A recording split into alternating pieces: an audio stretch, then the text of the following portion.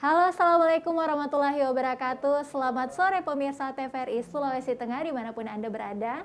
Senang sekali kembali kami menemani Anda di sore hari ini di hari Senin 7 Februari 2022 dalam program yang akan memberikan Anda informasi dan edukasi terkait dunia kesehatan, tentunya hanya di Solusi Menuju Sehat bersama saya Ayu Porotuo. Dan pemirsa masih dalam suasana memperingati Hari Kanker Sedunia yang jatuh pada tanggal 4 Februari kemarin pemirsa.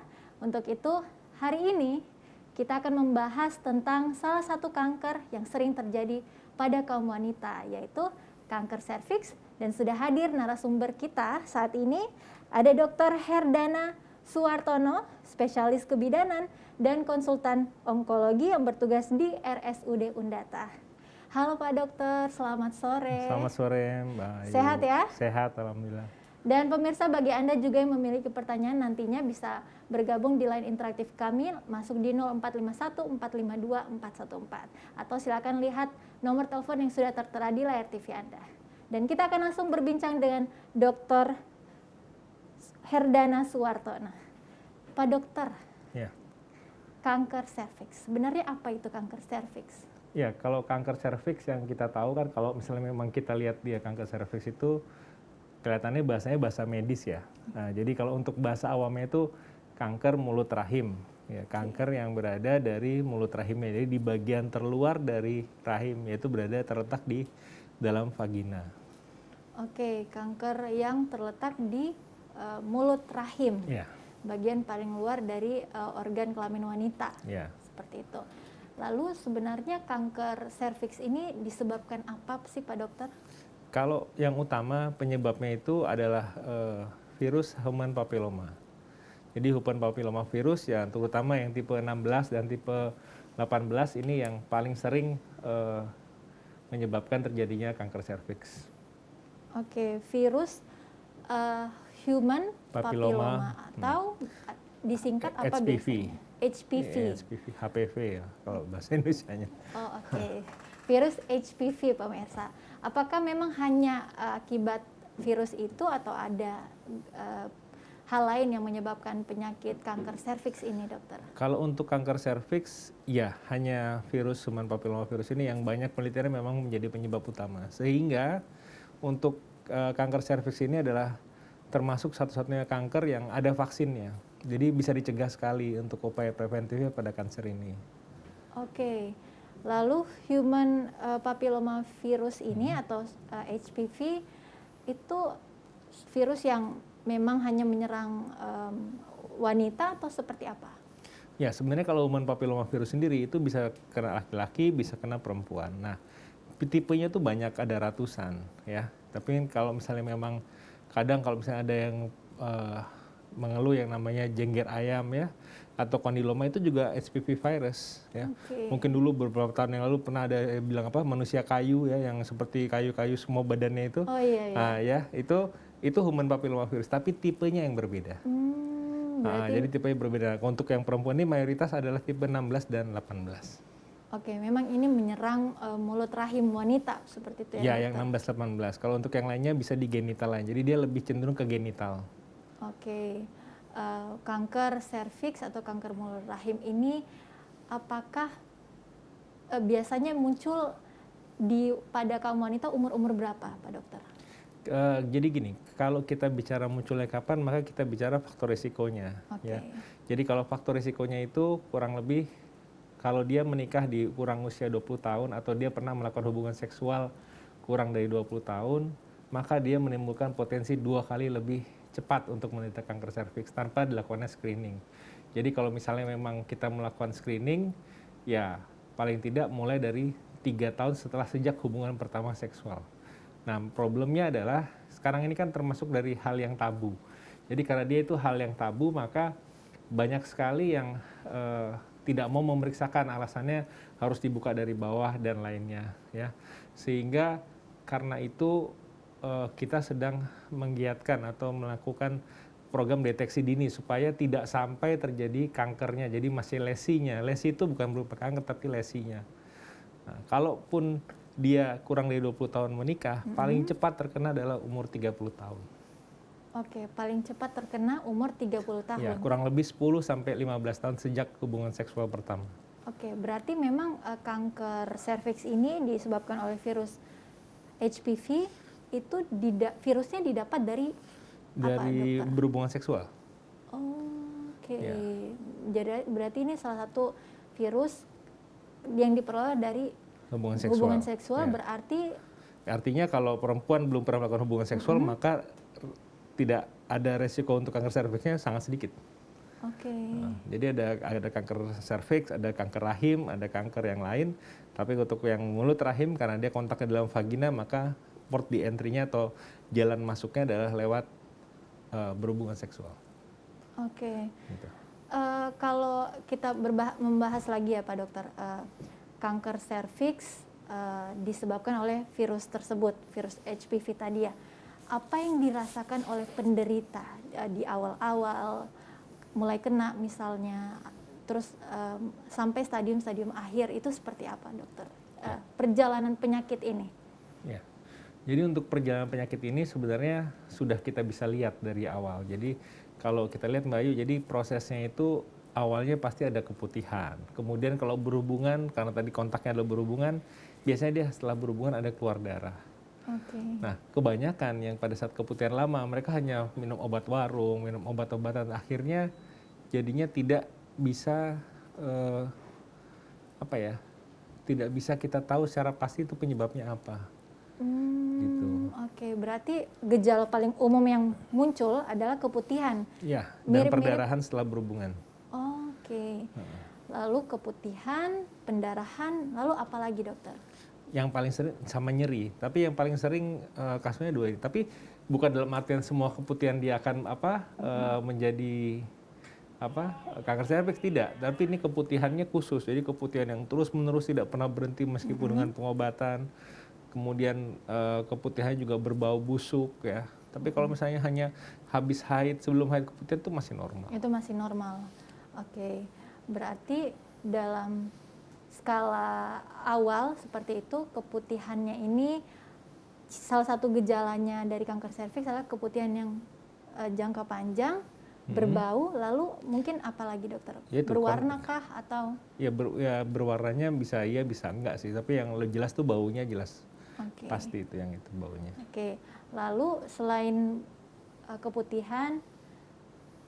keputihan, pendarahan, selanjutnya apa lagi dokter? Nyeri panggul ya. Nyeri baik itu nyeri berhubungan, setelah berhubungan tuh ada nyerinya. Oke, pemirsa, mungkin bagi Anda yang merasakan gejala serupa dengan yang tadi disebutkan Pak Dokter, atau mungkin kalian pemirsa di rumah punya keluarga yang saat ini memiliki gejala yang sama, silakan langsung tanya ke kami, masuk di line interaktif kami di 0451 452 414 atau di 0813 9076 2685. Anda bisa langsung berkonsultasi dengan Pak Dokter Herdana Suwartono. Oke pemirsa, selanjutnya tadi Pak Dokter kita sudah membahas 3 gejala. Oke, kita sudah menerima telepon yang masuk. Halo, Assalamualaikum, selamat sore. Waalaikumsalam. Iya, dengan Ibu Ece di Inpres, silakan Ibu langsung dengan pertanyaannya. Baik, dok. Selamat sore, dokter. Selamat sore Bu Ece. Iya, ini perbincangan sangat menarik untuk perempuan. Memang kayak alat kelamin itu kayak jarang atau belum banyak ilmu pengetahuan yang ditahu sama wanita tentang bagaimana menjaga agar alat vitalnya bisa bersih, bisa sehat. Berbicara masalah kanker serviks ini, dok, apakah kanker serviks ini menular? Terus, apakah juga kanker serviks ini bisa dipengaruhi sama gen keturunan? Atau memang kanker ini bisa disebabkan dengan gen gaya hidup yang kurang sehat atau seperti apa? Oke. Lalu ketika kita mendapatkan atau menderita kanker serviks ini apakah ada stadium-stadiumnya atau seperti apa? Mungkin itu aja dok, terima kasih. Oke, Ya. terima kasih Bu Terima Ece kasih, di Bu Inpres. Ece. Iya, terima kasih. Silakan Pak Dokter langsung dengan jawabannya. Ya, jadi sebenarnya bagaimana kita menjaga kewanitaan tadi saya sudah sempat sedikit singgung di awal. Jadi kalau misalnya memang sudah pernah melakukan hubungan seksual, ya saya patokannya adalah hubungan seksual ya Mbak, bukan dari menikah ya. Oke. Karena ya kita tahu dengan situasi seperti ini tidak munafik lah dengan hal Betul, seperti Pak itu ya. Dokter. Jadi setelah 3 tahun setelah berhubungan seksual itu sebaiknya melakukan pemeriksaan pap smear ataupun IVA yang paling mudah saat ini bisa dilakukan di puskesmas. Nah, kalau memang sudah kita lakukan itu maka biasanya kita akan lebih tenang karena kita mengetahui lebih awal. Seandainya pun ada luka, bukan berarti itu adalah sebuah kanker serviks, tapi biasanya ada lesi atau luka. Ya kita tahu kalau luka itu kalau kita biarkan pasti akan jadi infeksi atau kita akan memasukkan bakteri ya atau kotoran, kuman kan akhirnya bisa infeksi. Jadi, Betul. nah luka ini karena letaknya di dalam vagina sehingga kalau mau periksa tuh harus dibuka vaginanya. Nah ibaratnya gini, mohon maaf, ibaratnya kita ke dokter gigi kita sakit nih.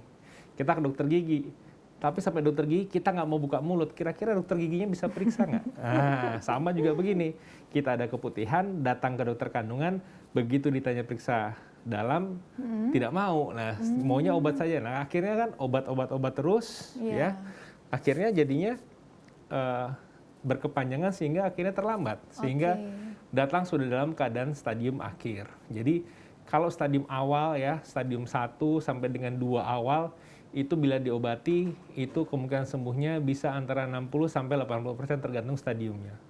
Tapi kalau masih berupa lesi atau stadium 1 awal, itu 90% itu sembuh.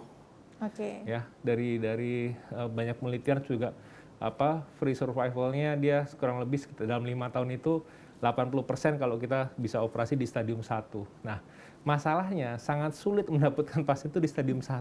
Oh, berarti memang sedikit masyarakat yang melakukan screening secara dini gitu ya, di awal-awal. Mungkin screeningnya sudah, tapi begitu habis screening sudah gitu, nggak ada lanjutannya. Padahal sebenarnya kan screening itu kan harusnya paling tidak kan dalam setiap setahun sekali, kemudian nanti udah tahun kedua bagus semua, baru nanti kita tambah 2 tahun lagi. Dan sekarang pemeriksaan screening itu banyak sekali, dari mulai yang mudah, yang murah, sampai dengan yang mahal itu semua ada. Sehingga kalau kita bilang juga tadi ada pertanyaan Ibu Ece bahwa apakah ini ditularkan secara genetik ataukah menular, jawabannya tidak untuk kanker serviks. Tetapi kalau misalnya mohon maaf dari seorang laki-laki yang sama ada kemungkinan untuk penularannya ada. Yang sama ini maksudnya punya begini, virus. ada pengalaman bahwa dia menikah dengan seseorang laki-laki dan kemudian diceritakan bahwa istrinya itu dulu sebelumnya pernah riwayat kanker serviks gitu kan. Nah terus si ibu ini pasien datang, dok bagaimana kemungkinannya? Kemungkinannya akan sama, ada. Karena kan yang sebelumnya saya sudah kena, berarti kemungkinan ini ada kemungkinan ada, tapi tidak selalu. Jadi itu semua harus kolaborasikan ya dengan pemeriksaan-pemeriksaan lain, jadi tidak bisa. Tapi sejauh ini kalau faktor risikonya hanya itu, yaitu berhubungan seksual. Jadi kalau untuk genetiknya ada tapi sangat kecil dan sejauh ini di Indonesia sangat jarang yang karena faktor genetik. Oke, berarti juga tadi Bu Ece bertanya apakah ada hubungannya dengan gaya hidup yang tidak sehat? Ya, kalau untuk jawaban itu gaya tidak sehat, iya, terutama untuk pola hidup. Bukan bukan gaya hidup yang tidak sehat, tapi yang dari pola hidupnya. Dalam artian ini lebih spesifik lagi adalah aktivitas seksual begitu ya? Ya, aktivitas seksual seperti multi partner, kemudian ada tidak terlalu memperhatikan untuk kebersihan organ intimnya atau itu bisa terjadi. Oke, ini kayaknya menarik ini tadi dokter. Virus HPV apakah memang hanya didapatkan melalui hubungan seksual atau intercourse? Apakah di tempat-tempat lain juga mungkin di WC umum misalnya ya, kita tidak terpikir, tapi saya berpikir itu kayaknya tempat yang kurang kumuh. Tapi dokter ditahan dulu jawabannya, kita akan kembali lagi pemirsa setelah jeda azan maghrib untuk wilayah Palu dan sekitarnya berikut ini.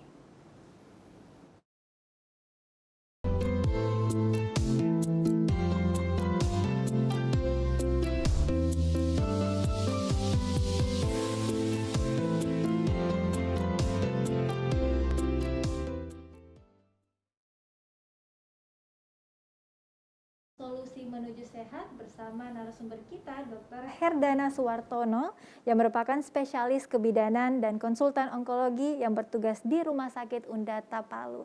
Nah, kita akan melanjutkan perbincangan kita pemirsa dan jangan lupa kembali kami mengingatkan apabila Anda ingin bergabung untuk berkonsultasi langsung dengan Pak Dr. Herdana, silakan masuk di line interaktif kami di 0451 452 414 atau di 0813 9076 2685. Baik, Pak Dokter, kita menyambung pembahasan kita tadi nih. Kalau virus HPV ini tadi Pak Dokter sebutkan memang didapatkan dari aktivitas seksual ya seperti itu. Apakah memang hanya didapat dari situ ataukah juga misal kita pergi ke tempat-tempat yang kurang bersih misal dan tidak menjaga kebersihan alat vital, itu juga bisa terkena virus?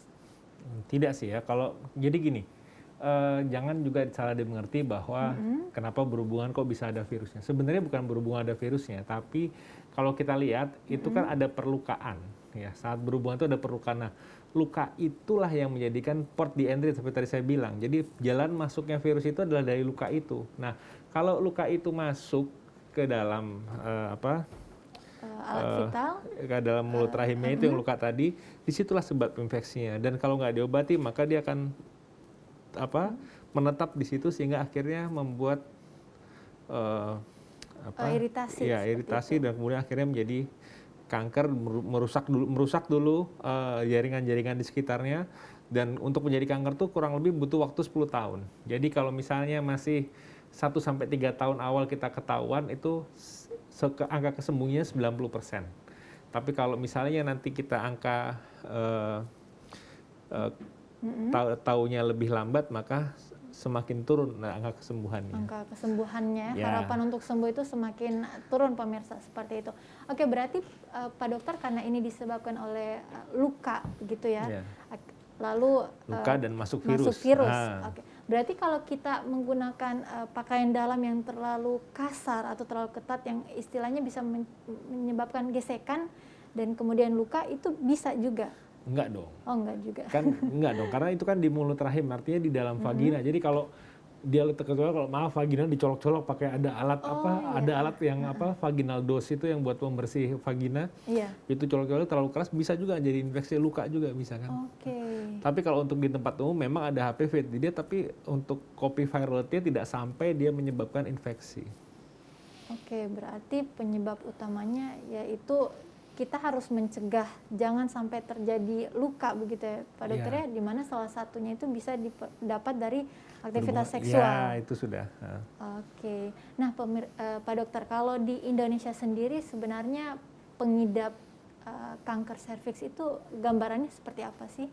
Ya, jadi per 2020 ya yang data dari Kemenkes itu di bidang PTM itu ada kurang lebih 30.524 penderita kanker serviks dalam 1 tahun.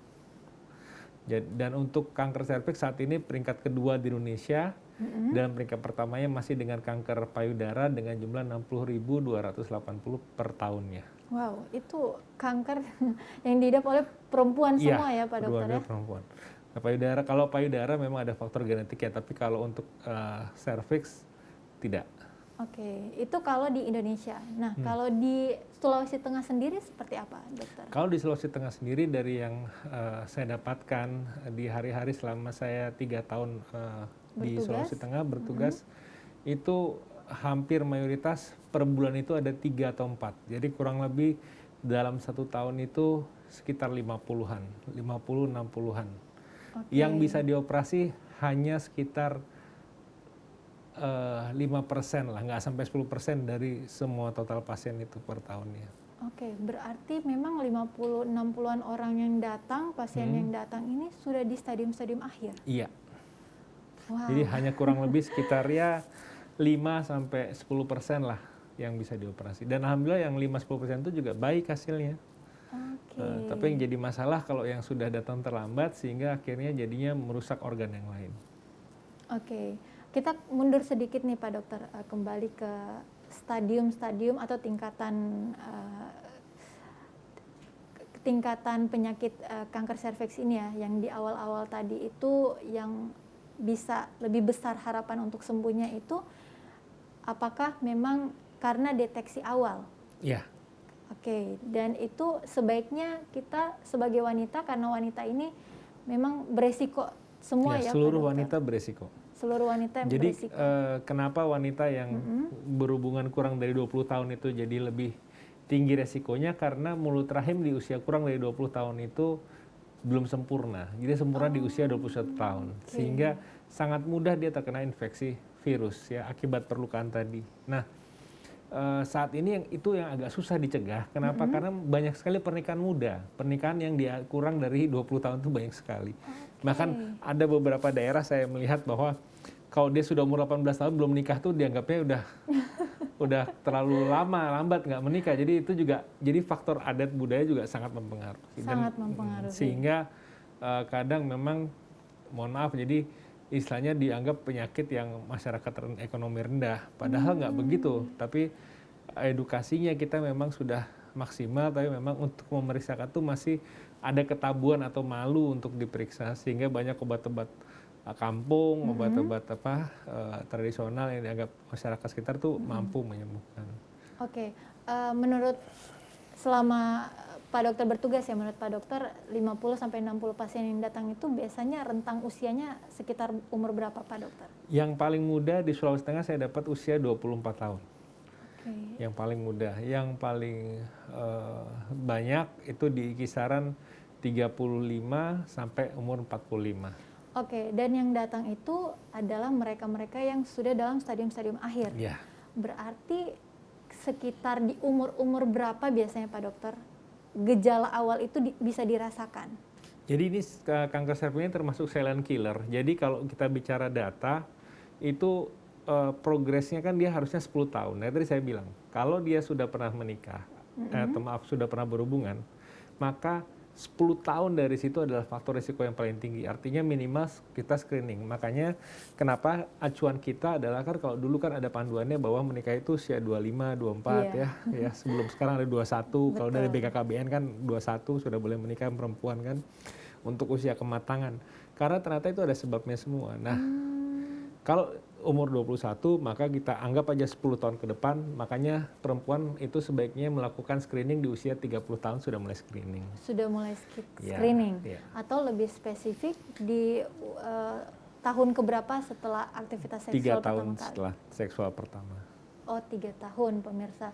Jadi ini salah satu edukasi juga ya Pak Dokter, bagi seluruh wanita yang mungkin sudah melakukan aktivitas seksual pertama kali, sebaiknya Anda harus segera memeriksakan diri dengan cara pap smear atau? Ya, pap smear, IVA atau pemeriksaan HPV DNA.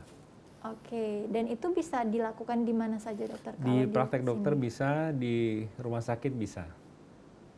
Di praktek dokter dan di rumah sakit yang ada di sekitar Anda. Dan pemirsa, kembali kami mengingatkan jika Anda memiliki gejala yang sama atau mungkin keluarga Anda juga memiliki gejala yang sama dengan kanker serviks yang sudah tadi kita perbincangkan dengan Pak Dokter Herdana, silakan langsung masuk di line interaktif kami di 0451 452 414 atau di 0813 90 762685. Oke Pak Dokter, kembali membahas ini kan tadi disebutkan karena virus HPV ya, dan ini salah satu virus yang ada vaksinnya seperti itu. Oke, vaksin apa namanya Pak Dokter? Vaksin HPV. Vaksin HPV. Ya. Apakah di usia muda atau di usia berapa kita bisa divaksin HPV nih? Ya. Jadi untuk vaksin HPV yang berada di Indonesia itu ada 2 tipe. Yang pertama ada bivalen, yang kedua adalah quadrivalen. Untuk yang bivalen itu hanya ada 2 tipe, jadi 16 dan 18. Yang paling banyak sering kanker serviksnya. Sedangkan yang sekarang saya banyak pakai atau banyak dipakai teman-teman itu adalah yang tipe 4 tipe, yaitu yang quadrivalen ya. Itu ada tipe 6, 11, 16, dan 18. Nah, kenapa quadrivalen? Karena dianggapnya tipe 6 dan 11 itu menyebab terjadi kondiloma, sehingga vaksin yang tipe quadrivalen ini bisa juga dilakukan vaksin untuk laki-laki. Oke, ya, karena virus 6 dan 11 bisa juga menyerang laki-laki. Oke. Pak Dokter, kita tahan dulu. Sudah ada penelpon yang masuk. Halo, Assalamualaikum, selamat sore. Iya, selamat sore. Iya, dengan siapa? Iya, dan Pak Hendrik Dengan di Pak Bali Hendrik di AC. Bali AC. Iya, silakan Pak Hendrik langsung dengan pertanyaannya ke Pak Dokter. Iya. Saya cuma mau tanya ini, apa kanker yang dibilang apa serviks ya? Iya, betul. Itu khusus untuk wanita atau laki-laki juga bisa kena? Oke, itu saja Pak Itu Hendrik. saja barangkali ya. Oke, terima kasih. Selamat sore. Selamat sore. Pertanyaannya Iya. mungkin mewakili sejumlah penonton pria ya yang Iya. sedang menonton saat ini, Pak Dokter. Ya, silakan Iya. langsung dijawab. Jadi Pak Hendrik, jadi kalau untuk kanker serviks ya, karena serviks itu ada di perempuan, berarti hanya perempuan Pak yang kena. Tetapi bukan berarti tidak ada virus itu di, mohon maaf, di alat kelamin pria, belum tentu. Karena memang kita harus melakukan pengecekan. Dan pengecekan untuk virus HPV ini di alat kelamin laki-laki agak kesulitan. Oke. Sehingga kadang memang yang kita bisa periksa maksimal adalah yang dari perempuan. Tapi bukan berarti nggak bisa, karena saya juga pernah melakukan pemeriksaan HPV pada laki-laki, juga ditemukan juga HPV positif. Jadi waktu itu pas waktu penelitian saya adalah menitip beberapa pasien kanker serviks, kemudian kita periksa istrinya itu adalah positif, kemudian ternyata positif HPV ya, kemudian kita cek suaminya juga ternyata positif juga. HPV, apakah dengan HPV. tipe yang sama, Dokter? Iya, tipe yang sama. Oke. Jadi waktu itu kita juga ada genotyping, tapi kalau untuk secara khusus kankernya ya memang hanya untuk wanita. Mungkin pertanyaannya Pak Hendrik lebih ke apakah ada penyakit lain yang bisa timbul bagi pria akibat virus HPV ini, Dokter? Ya, kalau dilihat kan kita harus lihat perilaku atau pola hidup virus sendiri ya. Oke. Seperti contoh nyata lah, kita lihat COVID lah. COVID itu kan tiap kali mau reda, mutasi lagi. Tiap Betul. kali dia mutasi lagi, sehingga dia beradaptasi. Intinya apa? Intinya adalah kebersihan. Dan kita menjaga diri ya. Kita lihat hampir semua yang kena lagi pasti dia lalai dengan protokol. Ya. Ya, sama halnya kita juga lalai dengan kebersihan organ intimnya. Betul. Jadi ya kita nggak bisa mensamaratakan. Jadi semua itu tergantung dari masing-masing individunya juga dengan pasangannya. Dan intinya adalah harusnya komunikasi yang baik.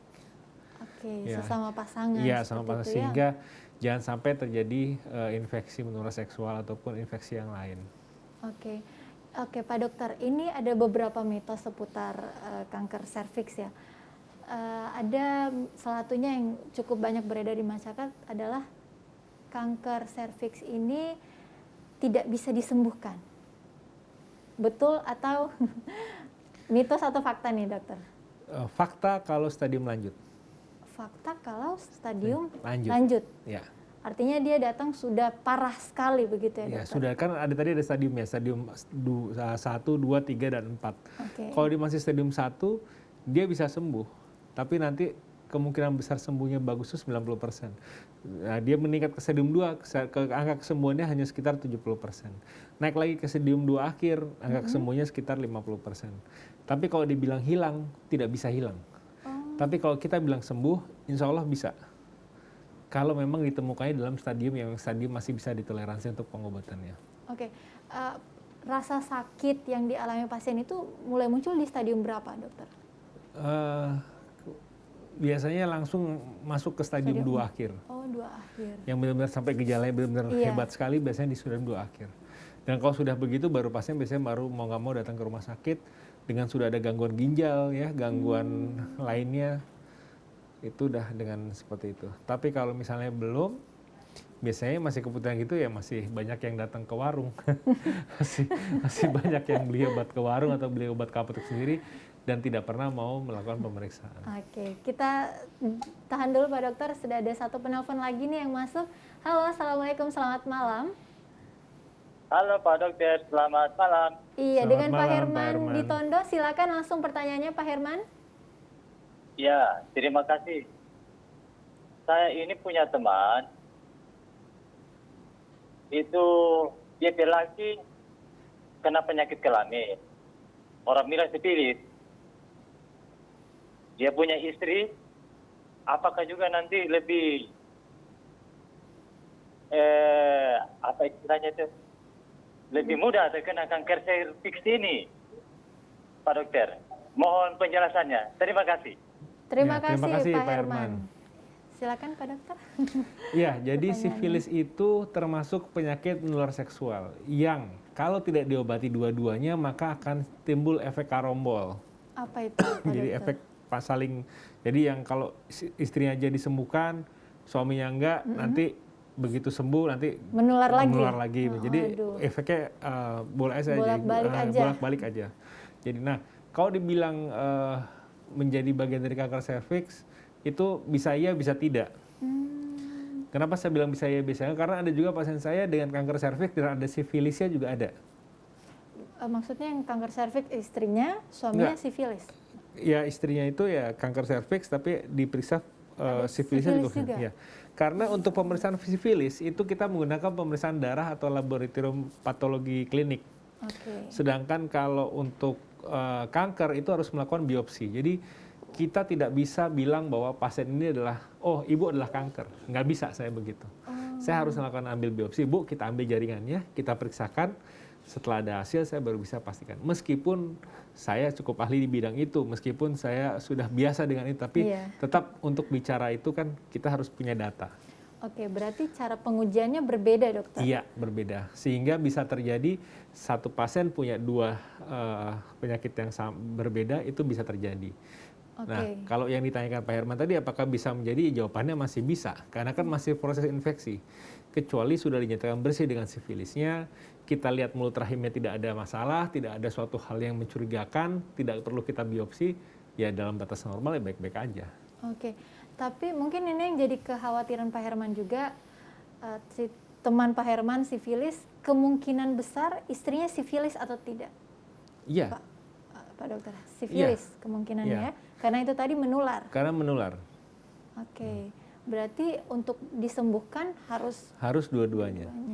Harus dua-duanya.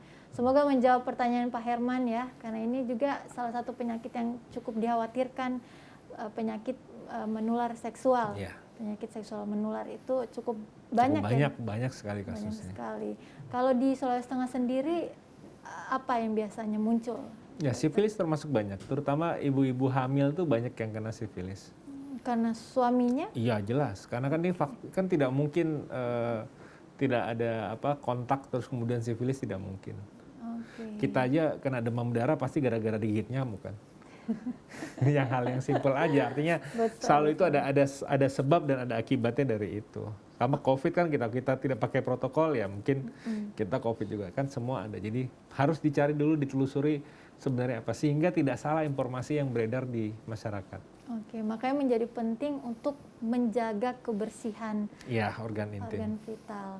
Lalu Pak Dokter, untuk pencegahan kanker serviks sendiri itu apa sih? Ya, kalau untuk pencegahan tadi sudah kita banyak bahas adalah pencegahan yang sekunder ya. Artinya yang kita seperti pap smear, IVA itu sekunder. Kenapa sekunder? Karena sudah berhubungan, sudah melakukan perjalanan yang cukup panjang, kemudian kita lakukan pemeriksaan. Nah, kalau yang primer atau yang primer itu untuk preventif itu adalah dengan vaksinasi. Dan vaksinasinya itu dimulai dari usia 9 tahun sampai dengan usia 55 tahun. Jadi kalau untuk vaksinasi itu bisa umur 9 tahun sampai dengan 55 tahun. Dan vaksinnya itu kalau untuk umur 9 sampai 13 tahun masih 2 dosis. Jadi dosis sekarang itu kemudian nanti diulang lagi di 6 bulan. Hanya sekali seumur hidup. Terus kemudian 2 kali itu. Kemudian untuk dewasa atau sudah pernah berhubungan itu dibagi lagi. Jadi kalau sudah pernah berhubungan sebaiknya dilakukan pap smear dulu. Dipastikan bahwa dia aman dari virusnya. Sehingga bisa divaksin itu 3 kali vaksin. Kalau misalnya belum pernah ada riwayat berhubungan langsung 3 kali vaksin. Oke, berarti memang sedini mungkin dari umur 9 tahun sebaiknya divaksin, begitu ya dokter? Ya, dan dulu memang sempat ada programnya namanya program BIAS. Jadi sudah pernah dilakukan di Pulau Jawa dan Bali dan Sumatera. Itu untuk anak-anak SD, jadi kita berikan vaksin serviks. Ini mudah-mudahan ini nanti kita sedang mengusulkan untuk Sulawesi Tengah, mudah-mudahan nanti ada nanti. Amin, kita doakan ya Pak Dokter ya, karena ini saya sebagai kaum wanita juga jadi rada-rada khawatir ini, saya terlambat tahu jatuhnya Pak Dokter. Ternyata sangat penting sebaik mungkin di-prevent, dicegah dari awal ya pemirsa ya. Oke, tapi Pak Dokter untuk vaksin HPV sendiri di Sulawesi Tengah, khususnya mungkin di area Kota Palu, bisa didapatkan di mana? Di tempat praktek dokter mayoritas. Semua tempat praktek dokter kandungan itu ada. Oke, di tempat-tempat fasilitas kesehatan, khususnya di praktek dokter. Iya. Oke. Karena kan ini kan tidak dijamin pemerintah ya, jadi karena ini kan add-on ya atau tambahan ya. Jadi harus ada keinginan untuk mau mau melakukan vaksin. mencegah sendiri. Ya. Oke, ada penelpon selanjutnya. Halo, assalamualaikum, selamat malam. Halo, selamat malam. Selamat malam dengan Pak Ovan di Tipo. Silakan Pak Ovan langsung dengan pertanyaannya. Iya, betul sekali. Nah, Dok, saya langsung bertanya ya. Ini ada teman saya, itu dia mau bertanya tentang kalau kena kanker serviks ini rasanya itu seperti apa? Seperti apa? Nah, kemudian itu sakitnya bisa seperti kena kanker payudara begitu rasanya. Nah, apakah juga dia bisa kayak merontokkan rambut atau bagaimana lah begitu? Oke. Ya, terima kasih dok. Ya, terima kasih Pak Ovan di Tipo ya. Langsung Pak Dokter silakan. Ya, jadi untuk rasanya hampir mayoritas ini adalah silent killer. Jadi silent killer itu namanya dia diam-diam tidak terasa, tahu-tahu sudah stadium lanjut. Yang bisa tahu itu adalah dengan cara deteksi dini. Nah, kalau memang sudah bergejala sekali seperti nyeri pinggang tadi kita bilang ya, ada keluar darah setelah berhubungan, itu berarti sudah kemungkinan besar stadiumnya sudah di atas stadium 1B. Oke. Jadi kalau untuk gejalanya ya yang paling sering ya nyeri dan berhubungan seksual itu ada keluar darah dan keputihan. Tapi apakah setelah kita ada keputihan itu kita langsung mau memeriksa ke dokter untuk dilihat itu sebenarnya ada masalah apa. Nah, keterlambatan itulah yang membuat sakit. Sedangkan kalau untuk rambut rontok ya, yang lain itu tidak. Tapi memang bila sedang menjalankan kemoterapi ya, pada pasien kanker kan pengobatannya ada 3. Operasi, kemoterapi, dan sinar. Jadi kalau masih bisa dioperasi, kita operasi. Kalau kambuh berarti karena sudah dioperasi bisa ke sinar sama kemo. Oke. Ini operasi mulut rahimnya? Semua diangkat semua, dari mulai kandungannya, mulut rahimnya, kemudian kelenjar getah beningnya semua diangkat. Sampai sebagian dari vaginanya diangkat. Sepertiga dari vagina atas diangkat. Nah, tapi kalau misalnya tidak bisa dioperasi atau tidak layak dioperasi, maka tindakannya adalah kemoterapi atau radiasi dan itu kadang menyebabkan rambut rontok. Tapi setelah kemoterapi selesai ya rambutnya tumbuh lagi. Gitu. Nah, bedanya dengan payudara kan kita pertama berbeda lokasi. Kenapa? Karena payudara aja yang di permukaan luar aja itu bisa kena kankernya banyak ya. Masih lebih tinggi dibandingkan serviks yang letaknya di dalam. Oke, makanya tadi itu disebut silent killer. Awalnya nggak kelihatan apa-apa begitu ya? Seperti biasa aja dia. Seperti biasa, tapi ketika udah parah banget baru tuh muncul gejalanya begitu ya? Gejalanya lebih akan jelas terasa pada saat stadium lanjut. Makanya itu deteksi dini itu yang paling penting untuk melakukan semua penanganan atau pencegahan pada kanker. Oke, jadi penanya sebelumnya paling penting itu melakukan deteksi dini, pencegahan sekunder dan pencegahan primer. Dengan tadi pencegahan primer segera lakukan vaksinasi HPV, dan pencegahan sekunder yaitu dengan pap smear dan IVA tadi ya, dokter, pap smear, IVA dan HPV. Pap smear, IVA dan HPV. Oke, tapi kalau kita membahas tadi penyembuhan ya pasien kanker serviks, pertama adalah operasi. Operasi itu ketika orang-orang yang datang di stadium akhir ini, apakah langsung direkomendasikan di? Tidak. Kita hanya bisa operasi sampai stadium 2 awal. Stadium 2 akhir kita nggak bisa operasi. Diapakan itu kalau gitu? Kemoterapi dan sinar. Oke. Berarti kalau misalnya stadium 2 awal itu istilahnya masih ada harapan sembuh begitu, Iya, dokter? Betul. Meskipun angka kesembuhannya berkurang persentasenya, tapi harapan untuk tumornya diangkat semua itu masih ada. Masih ada. Oke. Lalu kalau sudah di akhir-akhir nih pemirsa, semakin tinggi stadiumnya, langsung di sinar. Ya, di sinar atau di kemo. Di kemo. Mungkin itu tadi yang menjadi pertanyaan penelpon sebelumnya ya. Apakah rambut rontok atau apa seperti itu mungkin efek dari Efek dari obat kemoterapinya. tadi. Ya. Iya. Kalau sinar nggak bikin rontok, tapi kemo yang bikin rontok. Oke, saya juga tadi mengingat ya ketika ada penelpon yang masuk, ada juga sempat keluarga yang rutin kemo Iya. akibat kanker serviks ini.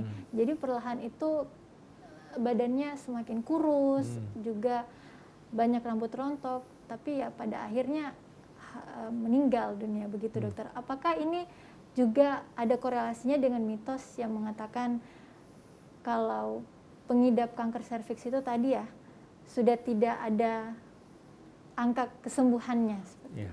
Jadi kalau kita yang di kanker itu kita namanya penggemar dan namanya adalah palliative care. Ya. Oke. Palliative care itu adalah istilahnya kita membuat die with dignity. Jadi kita meninggal dengan terhormat ya, terhormat dalam artian penyakitnya. Nah, kalau misalnya seperti itu kasusnya, kebanyakan orang-orang yang dengan kanker itu dia punya rasa putus asa. Oke. Nah, putus asa itulah yang menjadikan semuanya akan menjadi drop. Ya samalah, kita berbeda kecewa dengan tersinggung ya. Kalau tersinggung mungkin habis selesai udah Udah ya. lupa ya. Tapi kalau kecewa itu adalah sebuah perasaan yang mendalam yang memang menyita banget untuk pikiran dan lain. Sehingga akhirnya mereka merasa tidak berguna, merasa apa. Itulah yang menyebabkan pengobatan sendiri tidak akan maksimal karena rasa-rasa itu yang menyebabkan seperti sudahlah nggak usah sembuh ya. Sudah Jadi kayak akhirnya harapan hidupnya ya akhirnya gitu ya. drop kondisinya karena pikiran sendiri. Oke, ini sangat disayangkan ya bagi pengidap penyakit kanker serviks di luar sana yang mungkin sudah di stadium akhir lalu sudah tidak punya semangat untuk melanjutkan hidup ya dokter. Iya. Menarik sekali perbincangan kita di malam hari ini ya, edisi memperingati Hari Kanker Sedunia yang jatuh pada 4 Februari kemarin. Tapi Pak Dokter sebagai penutup berikan kesimpulan dan mungkin ada pesan-pesan yang ingin disampaikan ke seluruh pemirsa yang lagi menonton saat ini. Ya, jadi untuk pesannya bahwa yang pertama adalah kanker serviks itu bisa menular,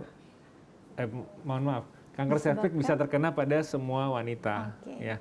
Jadi dan kedua adalah pencegahan bisa dengan primer dan sekunder, yaitu yang primer adalah dengan cara vaksinasi, kemudian yang sekunder dengan melakukan pemeriksaan IVA dan Pap smear, kemudian pemeriksaan HPV DNA. Dan untuk sekarang kami di Undata sudah punya layanan konsultasi khusus untuk kanker, ya, namanya Gin On Call. Ya, nanti bisa ada hotline-nya, kita juga bisa menghubungi. Jadi kalau mau tanya apa saja pertanyaan mengenai seputar penyakit masalah kandungan dan terutama mengenai masalah kanker, itu bisa. Karena pasien-pasien saya yang sudah pernah ke poli onkologi, biasanya sudah saya berikan nomornya semua. Jadi mereka bisa berkonsultasi kapan saja. Untuk mendiskusikan penyakitnya. Oke, baik. Dokter, terima kasih banyak ini atas waktunya sudah berkunjung dan memberikan edukasi kepada seluruh pemirsa yang lagi menonton saat ini. Pemirsa, ingat selalu jaga kebersihan alat vital dan juga jika Anda ingin tidak terjadi hal-hal yang lebih buruk di masa mendatang, segera periksakan dini kesehatan Anda, langsung bisa mendatangi rumah sakit yang ada di sekitar Anda maupun praktek-praktek dokter. Salah satunya untuk di Kota Palu ada di Rumah Sakit Umum Undata. Terima kasih banyak Pak Dr. Herdana Suwartono Ya, makasih sama-sama, sudah Bayu. memberikan kita banyak edukasi di sore hari ini, dan pemirsa tetap saksikan Solusi Menuju Sehat setiap hari Senin pukul 6 sampai 7 malam waktu Indonesia Tengah hanya di TVRI Sulawesi Tengah, media pemersatu bangsa. Wassalamualaikum warahmatullahi wabarakatuh. Kami pamit.